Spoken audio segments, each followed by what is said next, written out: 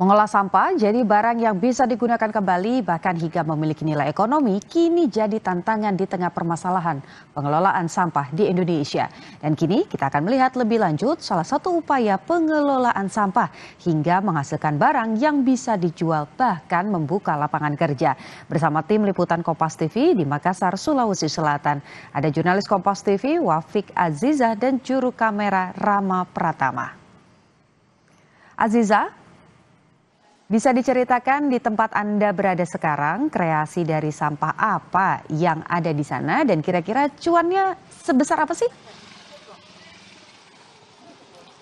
Baik, Putu dan juga saudara, tempat saya berada saat ini di rumah produksi Rapo Indonesia, di mana ada berbagai souvenir ataupun juga furnitur rumah tangga yang dibuat di sini yang berbahan plastik. Nah, saya ingin tunjukkan terlebih dahulu ke Anda bahan baku yang kemudian digunakan dalam memproduksi berbagai souvenir ataupun juga furnitur dari Rapo Indonesia. Ini adalah gudang khusus untuk plastik yang diambil ataupun juga dipilah dari sampah-sampah limbah plastik rumah tangga, kemudian juga dari usaha laundry yang ada di Kota Makassar, plastik-plastik yang dikumpulkan ini dari masyarakat kemudian disimpan di sini terlebih dahulu. Nah, setelah itu, saudara, saya akan mengajak Anda juga untuk melihat ruang produksi, di mana ruang produksi dari Rapo Indonesia ini setelah nantinya aneka plastik dipilah ataupun juga dipisahkan berdasarkan jenis dan juga warnanya, nantinya akan ada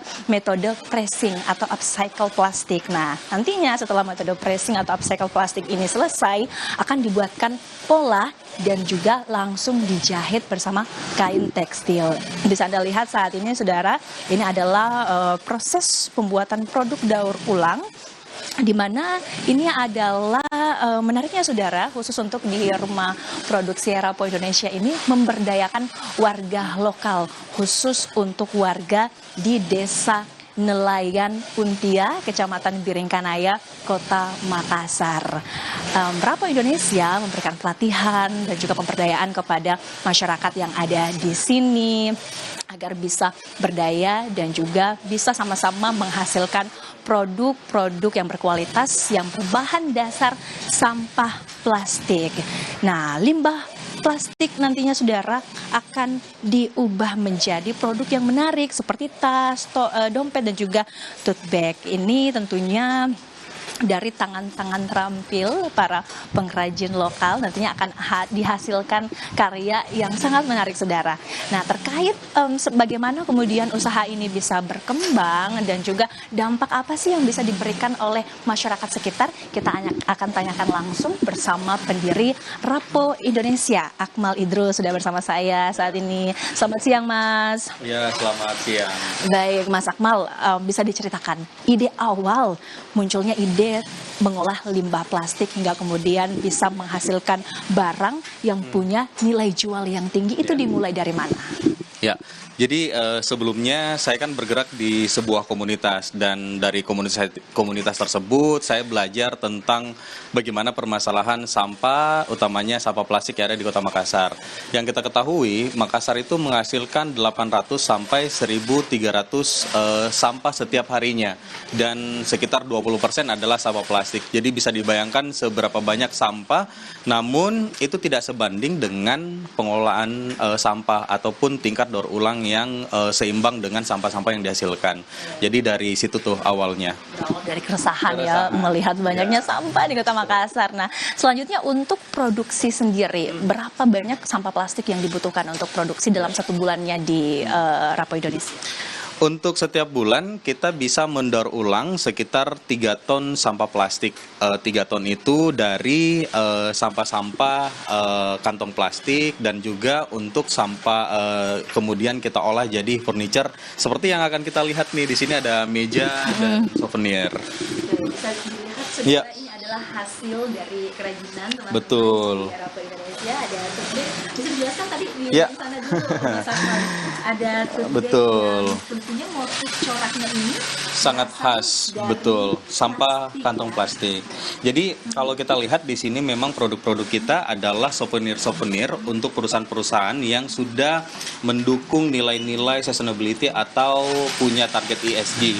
Kalau yang seperti ini kita hasilkan dari sampah kantong plastik, kita olah jadi produk-produk seperti tote bag.